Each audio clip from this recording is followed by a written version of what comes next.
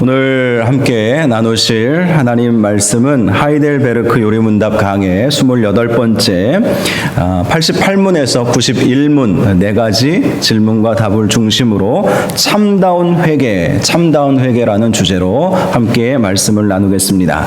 어떤 목사님이 해주신 말씀인데요. 이 목사님이 한 자매님과 상담을 하게 되었는데 이 자매님이 상담을 하다가 얼마나 울던지 얼굴에 막 화장이 막 다 지워질 정도였다고 합니다. 한참을 이 자매님이 울다가 화장이 지워진 것을 그제서야 깨닫고 목사님 앞이라 민망해서 뒤를 잠깐 이렇게 몸을 돌려서 컴팩트 가지고 이렇게 화장을 고치는 것을 본 거예요. 그리고 상담을 이어갔는데 상담하면서 또 계속해서 눈물이 나든지 막 울고 또 울며 화장 고치고 또 울고 그럼 화장 지워지면 또 고치고 그러기를 몇 번이나 반복하게 되었다는 것입니다. 그리고 상담이 끝나고 이 목사님이 기도해 준 다음에 이 자매님이 마지막으로 감사하다고 제 이야기 들어주셔서 감사하다고 하고 마지막으로 한 번 더 화장 고치고 집으로 돌아갔다고 합니다. 이 목사님이 이 자매님과의 이 상담의 과정을 통해서 깨닫게 된 것이 있었다고 해요. 성도가 죄를 회개하는 것이 이 자매님이 화장 고치는 거하고 비슷하겠다 이런 생각을 하게 되었다고 합니다. 우리가 이 세상을 살다 보면 실수하고 죄를 짓고 생각으로도 범죄하고 우리는 연약하기 때문에 죄를 많이 짓지 않습니까? 그럴 때마다 거울을 비추어 보는 것이죠. 자기 자신을 말씀의 거울로 자기 자신을 비추어 보면서 얼룩진 곳 이렇게 닦아내는 것, 그것이 회개가 아닌가 이런 생각을 하게 되었다는 거예요. 여러분, 그래요. 우리는 날마다 회개해야 할 필요가 있습니다.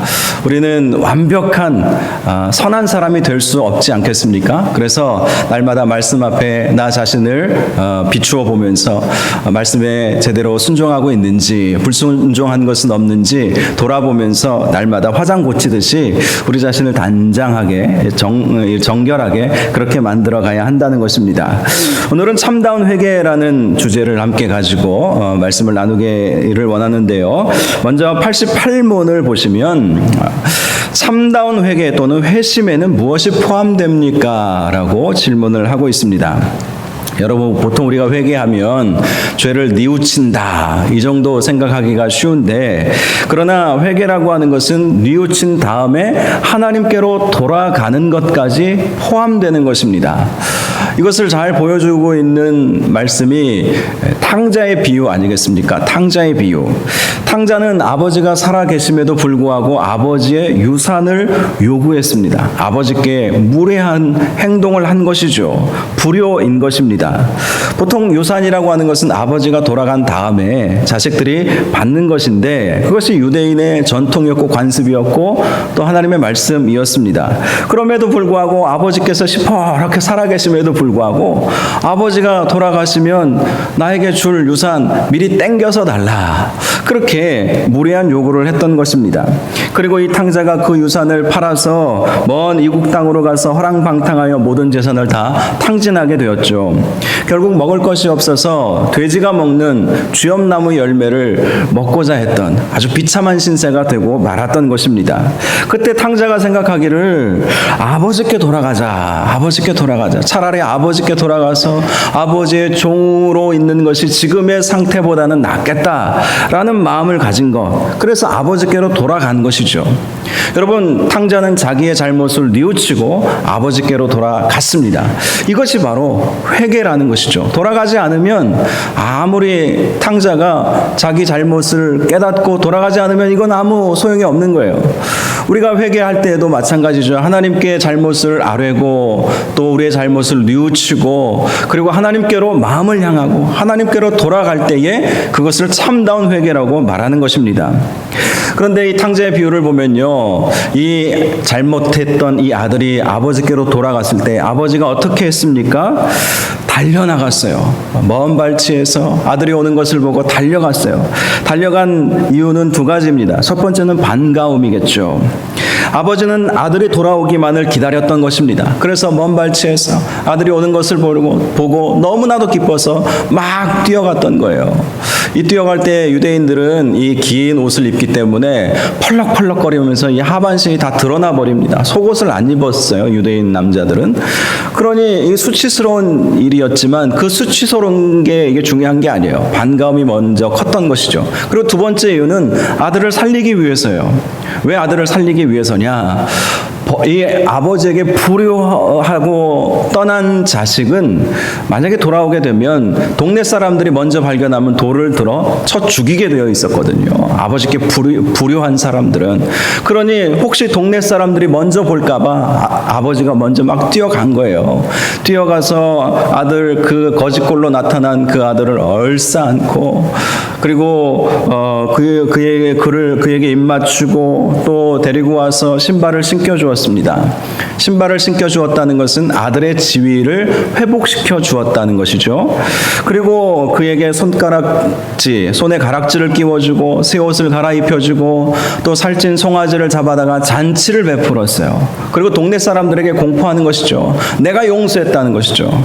아버지가 용서했는데 동네 사람 누가 돌을 들을 수 있겠습니까? 다 용서했다는 것이죠.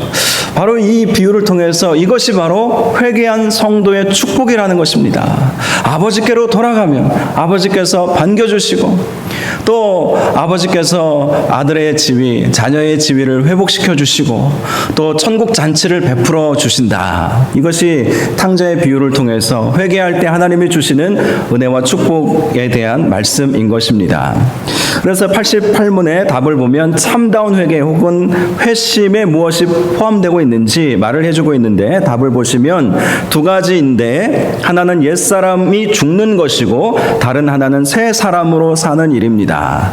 우리가 조금 전에 읽었던 에베소서 4장 22절에서 24절 말씀 보면 잘 나와 있죠. 옛사람은 죽어야 하는 것이고 새 사람으로 사는 것이 참다운 회개에 포함되는 것이다.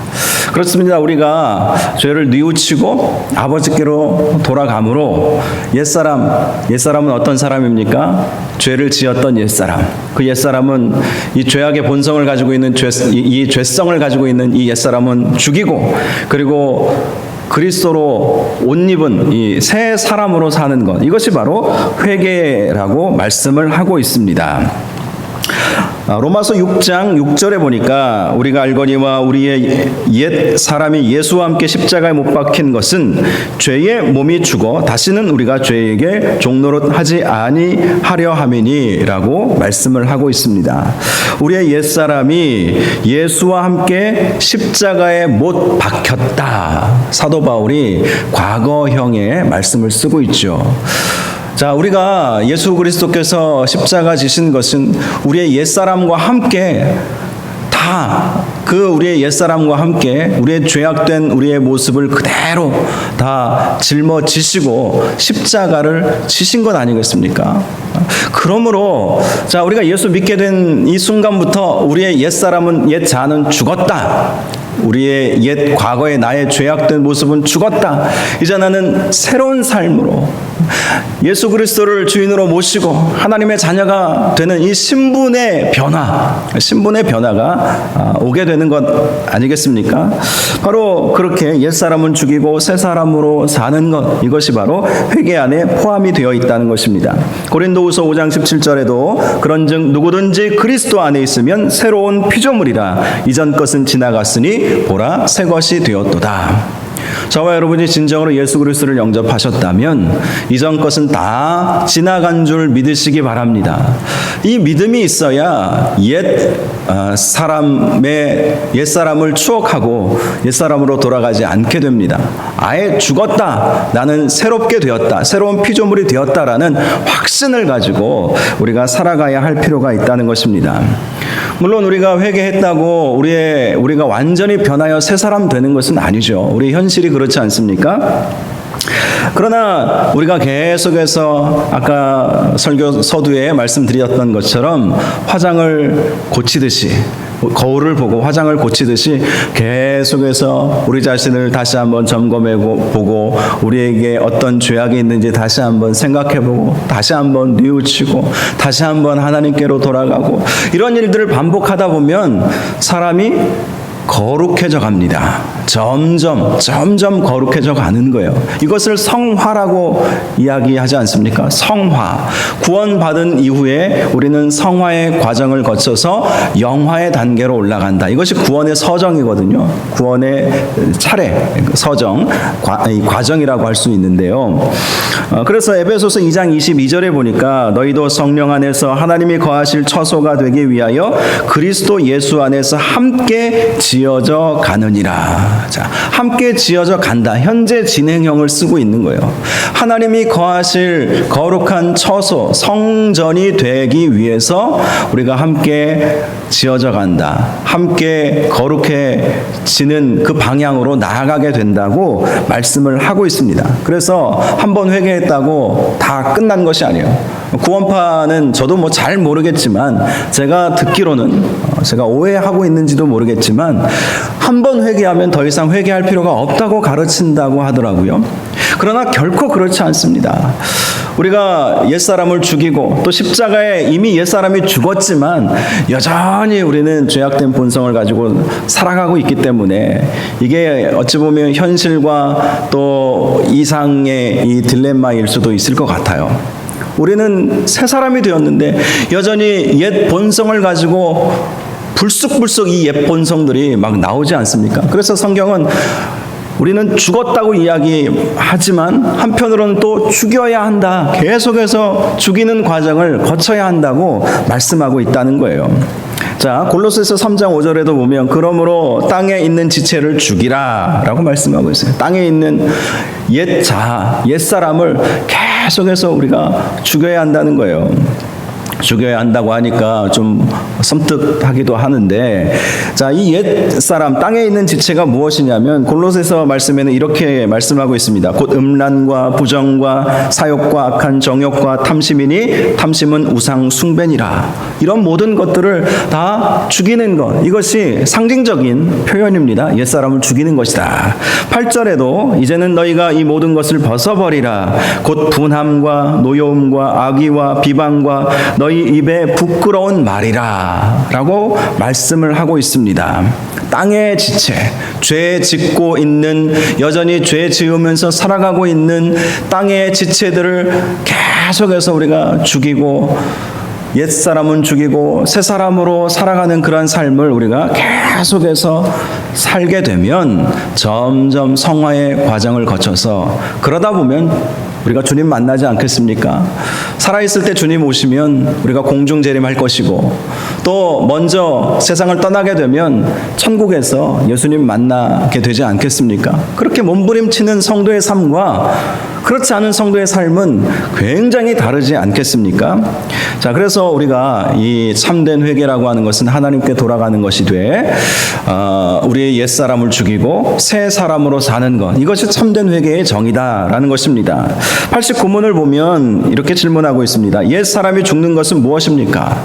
자, 그렇다면 구체적으로 옛사람이 죽는다, 이것은 무엇을 의미하는 것인가? 답을 보면 우리의 죄를 마음 깊이 슬퍼하고 그것을 더욱더 미워하고 피하는 일입니다. 자, 옛사람, 죄를 좋아하고 죄의 삭은 사망이라고 그랬죠. 어쩔 수 없는 죄인인 우리, 이 죄악된 이 본성을 죽인다는 것은 이 세 가지를 말씀을 하고 있어요. 죄를 마음 깊이 슬퍼하는 것, 그렇죠. 마음 깊이 우리가 지은 죄를 슬퍼해야 한다는 거예요. 요엘서 2장 13절에 보니까 너희는 옷을 찢지 말고 마음을 찢고 너희 하나님 여호와께 돌아올지어다. 당시 유대인들이 회개의 표현으로 옷을 찢는 행위를 했습니다. 옷을 찢고 재를 뿌리는 것. 그런데 하나님 말씀하시는 것은 그렇게 형식적으로 옷만 찢지 말고 마음을 찢어야 된다. 마음을 찢어야 된다. 죄악을 심히 슬퍼해야 된다는 것이죠. 이 마음을 찢는다는 것은 진정한 뉘우침, 탕자가 자신의 잘못된 생각과 삶을 진정으로 뉘우쳤던 것처럼 그러한 뉘우침이 있어야 한다는 것입니다. 두 번째는 죄를 더욱더 미워해야 한다. 죄를 미워해야 죄 짓지 않아요. 죄가 그리워지면 안 되지 않겠습니까? 아예 우리가 기도할 때 주여 죄가 미워지게 해 주시옵소서. 생각만 해도 소름 끼치고 생각만 해도 왠지 막 싫어지는 그 감정, 그런 느낌들 있잖아요. 근데 가끔 보면 아직 덜 거듭난 것인지도 모르겠지만, 뭐 덜 거듭났다는 것이 신학적으로는 안 맞는지 모르겠지만, 그런 분들이 계세요. 과거 자신의 이 방황했던 또 방탕했던 삶을 무용담처럼 말씀하시는 분들 가끔 봤습니다. 가끔 봤어요. 우리 교회 성도님들 가운데에서는 제가 못 봤는데, 전에 사역했던 교회 새가족들 이렇게 만나면 그분들이 뭐 자기가 과거에 뭐 어떤 음란 죄를 지었고, 뭐 과거에 어떤 뭐 죄악을 지었고, 뭐 술에 찌들렸고, 막 이런 얘기를 막 부끄러움도 없이 막 그렇게 말씀을 하시더라고요. 그건 아니에요. 완전히 미워져야 돼요. 말하기조차 싫을 정도로. 너무 부끄러우니까 어떻게 내가 나의 과거에, 물론 뭐 다 이렇게 숨겨서도 또 안 될 수도 있겠지만, 또 너무 구체적으로 얘기하는 것도 안 좋아요. 말하는 사람도 은혜가 안 되고 듣는 사람도 은혜가 안 됩니다. 은혜가 안 돼요. 제자훈련 시간에 제가 가끔 이 간증에 대해서 말씀을 드린 적이 있는지 없는지 기억이 안 나는데, 이 제자훈련 할 때 이 관증문을 써서 내게 하잖아요. 그럴 때 보통 자신의 과거, 예수 믿기 전에 자신의 상태가 어떠했는가, 그리고 예수 그리스도를 어떻게 믿게 되었는가, 예수 믿고 난 다음에 어떤 변화가 있었는가, 이 세 가지 단계로 간증을 우리가 보통 하잖아요. 그런데 간증문을 쓸 때, 또 간증할 때 예수 믿기 전에 어떤 삶을 살았는지 너무 구체적으로 말하지 말아라, 그렇게 이야기합니다. 자기가 어떤 삶을 살았는지 물론 돌아볼 것은 돌아보아야 되겠지만 자꾸 생각하는 거예요. 생각하면 어떻게 되겠습니까? 사단이 그 마음 또 건드리는 거예요. 야, 그때 좋지 않았냐?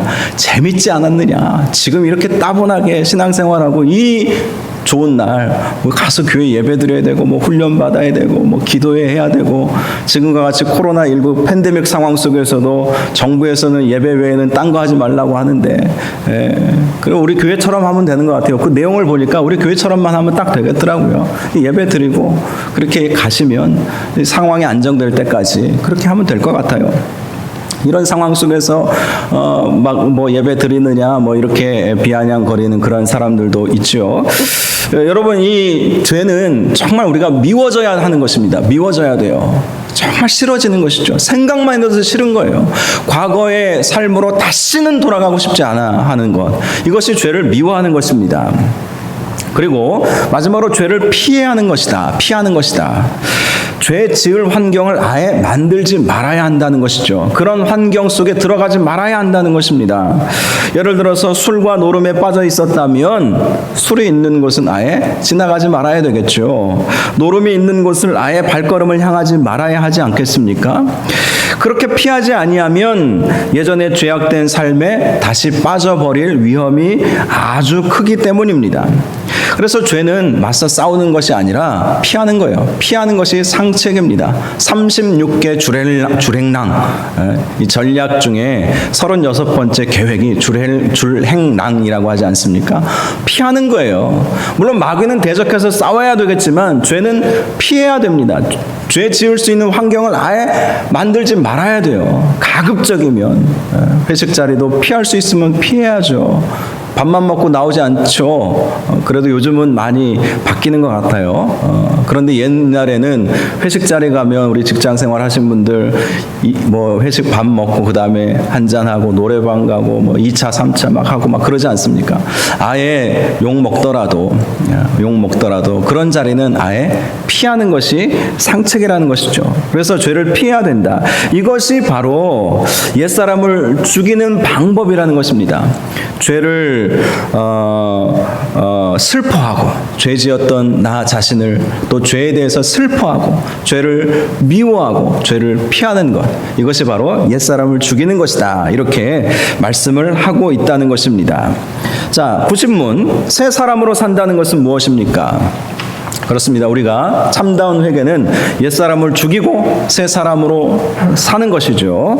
자, 새 사람으로 산다는 것에 대해서 답을 보니까 그리스도를 통하여 온 마음으로 하나님을 기뻐하고 하나님께서 원하시는 모든 선을 즐거이 행하는 것입니다 라고 되어 있습니다. 이 새 사람으로 산다는 것도 세 가지를 우리가 찾아볼 수가 있습니다. 이 답변을 보면 첫 번째, 그리스도를 통하여 살아간다. 새 사람으로 살아간다는 것은 그리스도를 통하여 그리스도와 함께 그리스도가 중심이 되는 그런 삶을 사는 것, 그것이 새 사람을 사는 것입니다. 예수님의 생각이 나의 생각이 되고 예수님의 마음이 나의 마음이 되고 예수님의 말씀이 나의 입에서 나오는 나의 말이 되고 예수님께서 사셨던 삶의 모범대로 살려고 하는 것, 그것이 바로 그리스도를 통하여 그리스도와 함께 그리스도와 더불어 사는 그런 삶을 사는 것, 예수님이 중심되는 삶을 사는 것이 새 사람을 사는 것이죠. 두 번째는 온 마음으로 하나님을 기뻐하는 삶을 사는 것이다. 온 마음으로 하나님 때문에 기쁜 거예요. 나에게 소나 외양간이 없어도 난 여호와로 즐거워하리, 이 찬양이 있는 것처럼 하나님 때문에 즐거운 거예요. 시편 51편 12절을 보니까 주의 구원의 즐거움을 내게 회복시켜 주시고 자원하는 심령을 주사 나를 붙드소서라고 찬양하고 있습니다. 주의 구원의 즐거움, 우리가 구원받았다는 것, 그 사실만으로도 우리는 기뻐할 수 있지 않습니까? 구원받은 그 복이야말로 가장 최고의 복을 받은 거예요. 가장 최고의 복. 돈 주고도 살 수 없는 복입니다. 아무리 억만금을 내가 가지고 있다 할지라도 예수 믿지 아니하면 구원 못 받아요. 이 구원은 하나님의 선물입니다. 그래서 구원받았다는 것 그 자체만으로도 우리의 삶에 기쁨과 즐거움이 떠나지 않게 해야 한다는 것입니다. 그래서 마음 관리를 잘 해야 되겠죠. 고난이 오고 절망스러운 상황이 올 때 낙담하기가 쉽지만, 그러나 성경의 내용들을 보면 낙담하지 말고, 특별히 요즘 새벽마다 우리가 시편 말씀을 보고 있지 않습니까? 다윗의 시를 통해서 그걸 깨달아요. 정말 절망적인 상황 속에서도 다윗은 낙담하지 않고 하나님을 바라보고 하나님이 나의 소망이 되었다는 것이죠. 그런 고백을 하고 있는 것처럼 온 마음으로 하나님을 기뻐하는 삶을 사는 것, 그것이 새 사람으로 사는 것입니다. 세 번째는 하나님께서 원하시는 선을 이루어 드리는 삶을 살아야 한다는 것이죠. 선한 삶을 살아야 한다. 우리가 선한 삶, 이 선행에 대해서는 몇 번에 걸쳐서 말씀을 함께 나누었습니다. 이 정리를 좀 해드리자면, 우리가 기억을 좀 정리해 보자면, 우리가 왜 선한 삶을 살아야 하는가? 첫 번째 말씀드렸던 것은 우리가 복을 받기 위해서, 복 받을 수 있도록 하나님이 선한 삶을 살게 하셨다는 거예요. 선한 삶을 살면 하나님께서 하늘의 상을 잃지 아니할 것이다 라고 말씀을 해 주시지 않았습니까?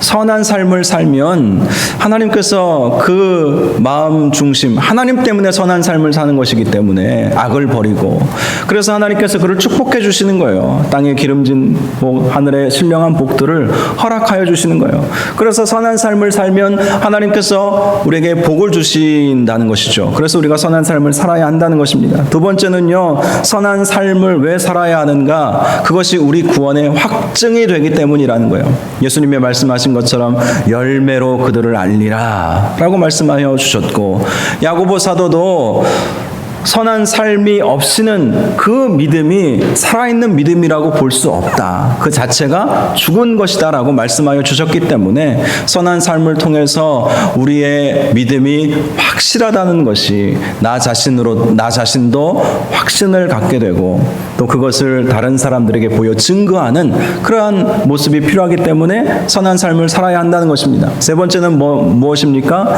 선한 삶을 살게 되면 그것을 통해서 다른 믿지 않는 사람들이 예수 믿는 사람들은 다르구나. 그것을 보면서 전도의 기회가 되기 때문에 선한 삶을 살아라 라고 말씀을 하신 거예요.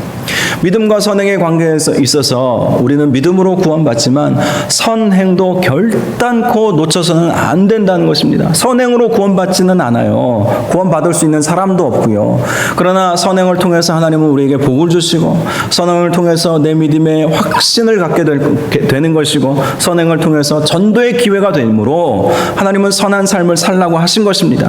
그래서 우리가 새 사람으로 산다는 것은 하나님을 기쁘시게 해드리는 바로 이러한 선한 행위들, 그런 것들을 통해서 새 사람을 살아야 한다라고 말씀을 해주는 것입니다. 자, 그렇다면 선한 일은 구체적으로 무엇인가? 그것이 이제 91문의 질문이죠. 선한 일은 무엇인가? 답을 보면 이렇게 되어 있습니다. 우리 자신의 의견이나 사람의 관습에 따라서 하는 것이 아니라 하나님의 율법에 따라서 하나님의 영광을 위하여 참된 믿음으로만 행하는 일이 선입니다. 자, 선한 일에 대해서 잘 정의가 되어 있습니다. 첫 번째는요, 내 의견과 사람의 관습에 따라하지 말라. 선의 기준을 나에게 두지 말라. 이것이 첫 번째 조건입니다. 내가 보기에 선한 것이 아니라 하나님 보시기에 선한 것이어야 진짜 선한 것이죠. 그래서 첫 번째, 나의 의견이나 사람의 관습. 나의 의견은 내 생각을 말하는 것이고, 사람의 관습은 사람의 경험을 말하는 것입니다. 내 생각과 내 경험에 따라서 선과 악을 구분하지 말아야 한다는 것이 첫 번째 조건이고, 두 번째는 하나님의 율법에 따라서 행하는 것, 하나님의 말씀에 따라서 행하는 것이 바로 선한 삶이다. 물론 이것이 첫 번째와 연결이 되어 있죠. 내 생각이 아니라 하나님의 말씀이 기준이 되어야 한다는 것입니다. 그래서 정말 선한 일은 하나님의 말씀에 맞는 일인가, 하나님께서 무엇이라고 말씀하여 주셨는가, 그것을 분별하여서 그 말씀대로 사는 것, 이것이 선한 삶이라는 것입니다. 저는 말씀을 묵상할 때마다 이 말씀대로만 산다면 하나님께서 복을 주시고 나도 거룩해질 수 있겠구나, 이런 생각을 늘 가져요. 새벽마다 시편 말씀 통해서 우리가 어떻게 살아야 할지 우리가 배우고 있지 않습니까? 묵상하면서 또 하이델베르크 이 교리, 이 내용들을 우리가 살펴보면서 우리가 또 하나님의 말씀을 비추어서 나 자신을 보고, 이 말씀이 거울이기 때문에 거울로 나 자신을 보면서 지울 것 지우고 고칠 것 고치고 화장 고치듯이 그렇게 하면 점점 더 거룩해지는 것입니다. 그래서 우리가 하나님의 말씀이 선한 행위의 기준이 되어야 한다는 것, 이것이 두 번째 조건입니다. 세 번째는 이 일을 통해서 하나님께서 영광 받으실 것인가, 하나님께 영광이 될 때 선한 행위라는 것이죠. 선한 일이라는 것입니다. 하나님께 영광, 오직 하나님께 영광. 솔리 데오 글로리아, 라틴어로 솔리 데오 글로리아, 종교 개혁자들이 외쳤던 외침이었습니다. 솔리 데오 글로리아, 오직 하나님께만 영광 올려드리는 것. 그래서 나의 이 행위가 하나님께 영광이 될 것인가, 아니면 하나님의 영광을 가릴 것인가, 이런 경우도 있어요. 하나님의 영광을 내가 가로채서도 안 되는 것이죠. 이것이 오직 하나님께만 영광 올려드리는 것인가, 이것을 분별하고 하나님께 영광 올려드리는 삶을 살아야 한다는 것, 이것이 바로 선한 일이라는 것입니다. 그리고 마지막 네 번째는 참된 믿음으로 행하는 것. 믿음으로 행하는 것이 선한 일이다. 믿음 없이 할 수도 있어요. 정말 선한 일, 믿음 없는 사람들도 선한 일 많이 하잖아요. 믿음 없는 사람들도 어찌 보면 믿는 성도들보다 더 선한 일을 많이 하는 믿음 없는 사람들도 세상에 많이 있을 것입니다. 그러나 하나님 보시기에 그것을 선한 일로 안 본다는 거예요. 세상 사람들은 선한 일로 보겠죠. 구제하고 봉사하고 어떤 봉사단 만들어가지고 열심히 정말 땀 흘려 수고하고 봉사하는 분들, 귀한 일을 하는 것입니다. 그러나 사람들에게는 인정받을지 모르지만 하나님께는 인정 못 받아요. 왜 그렇습니까? 믿음으로 하는 것이 아니기 때문에, 예수 그리스도를 믿는 믿음으로, 하나님을 믿는 믿음으로, 하나님이 살아계시다는 그 믿음으로 하는 것이 아니기 때문에 아무리 세상 사람들에게 인정받는다 할지라도 하나님은 선하게 보시지 않으신다는 것입니다. 그래서 선한 일은 믿음으로 하는 것입니다. 히브리서 11장 6절, 제가 너무나도 사랑하고 제 마음 가운데 새기고 있는 말씀입니다. 믿음이 없이는 하나님을 기쁘시게 하지 못하나니 하나님께 나아가는 자는 반드시 그가 계신 것과 하나님을 찾는 자들에게 상 주시는 이심을 믿어야 할지니라. 믿음이 없으면 결코 하나님을 기쁘시게 해드릴 수 없습니다. 그런데 이게 말씀 가운데 보면 어떤 믿음을 가져야 하는가? 반드시 그가 계신 것을 믿어야 한다. 반드시 그가 계시다. 살아계신 하나님, 나와 함께 하시는 하나님, 생사화복을 주관하시는 하나님을 믿어야 한다는 것이죠. 그 믿음이 있어야 하나님을 기쁘시게 해드린다는 것이고요. 두 번째는요, 하나님께서 자기를 찾는 자들에게 상 주시는 이심을 믿으라는 거예요. 이것은 하나님과 나와의 인격적인 관계 속에서 이 믿음을 가질 수가 있는 것입니다. 하나님은 어떤 기계가 아니죠. 전기 뭐죠? 자판기가 아니죠. 도깨비 방망이가 아닙니다. 하나님은 인격을 가지고 계신 분이에요. 하나님 위격이라고 그러죠. 신격이라고 그러죠. 그래서 우리와의 관계 속에서 항상 하나님은 우리와 교제하기를 원하시는 것이죠. 그래서 우리가 하나님께 나아가고 하나님을 찾으면 하나님께서는 우리에게 그에 합당한 상을 베풀어 주신다. 구원의 복도 주시고 이 땅에서 살아갈 때 필요한 모든 것들도 채워주시고 근심 걱정 사라지게 해주시고 건강도 하나님께서 지켜주시고, 물론 우리가 나이가 들면 노쇠하여서 건강을 잃을 수밖에 없겠죠. 그러나 영적인 건강 또 정서적인 건강 참 중요하지 않습니까? 몸은 비록 쇠하여져도 우리의 이 감성과 또 우리의 결단과 의지, 이런 우리 전인격적인 이 건강을 말하는 것이죠. 전인격적인 건강은 결코 쇠하여지지 않는 그러한 복을 하나님이 주실 것이다 라는 믿음으로 하나님을 믿고 하나님께 나아가는 바로 그 믿음을 가져야 한다는 것입니다. 바로 이렇게 새 사람으로 산다는 것은 하나님께서 기뻐하시는 일을, 선한 일을 한다는 것은 우리의 생각이 아니라 말씀의 기준에 따라서 하나님의 영광을 위하여 참된 믿음으로 행하는 것이 하나님 보시기에 선한 일이다라는 것을 우리에게 가르쳐 주고 있습니다. 오늘은 참된 회개라는 주제로 말씀을 함께 나누었습니다. 정리를 해드리겠습니다. 참된 회개는 옛사람을 죽이고 새 사람으로 살아가는 거예요. 옛사람은 과거에 죄를 지었던 나의 모습입니다. 그것을 버리고 새사람 아버지께로 나아가는 것, 탕자처럼 자신의 죄악된 모습을 떠나서 아버지께로 나아가는 것, 이것이 바로 옛사람을 죽이고 새사람으로 사는 것을 말하는 것이죠. 구체적으로 옛사람을 죽인다는 것은 죄를 슬퍼해야 하는 거예요. 슬퍼지는 거예요. 그리고 죄를 더 미워해야 된다 이렇게 말하고 있습니다.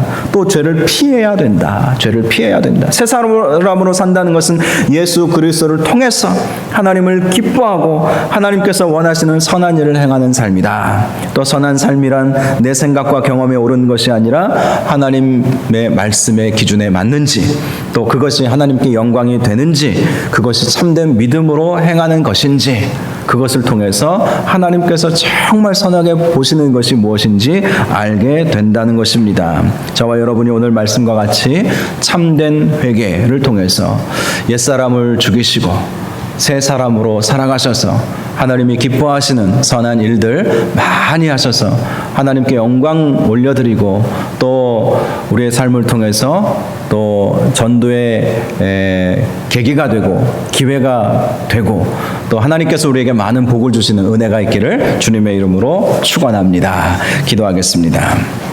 거룩하고 존귀하신 아버지 하나님, 참된 회개를 통해서 우리의 옛사람을 죽이고 새 사람으로 사는 저희들 되게 하여 주시옵소서. 죄악을 슬퍼하고 미워하고 떠나가게 하여 주시옵시고 피하게 하여 주시옵시고, 또 하나님을 기쁘시게 해드리는 그러한 복된 삶을 살아가는 저희 모두가 될 수 있도록 인도하여 주시옵소서. 예수님의 이름으로 기도하옵나이다. 아멘.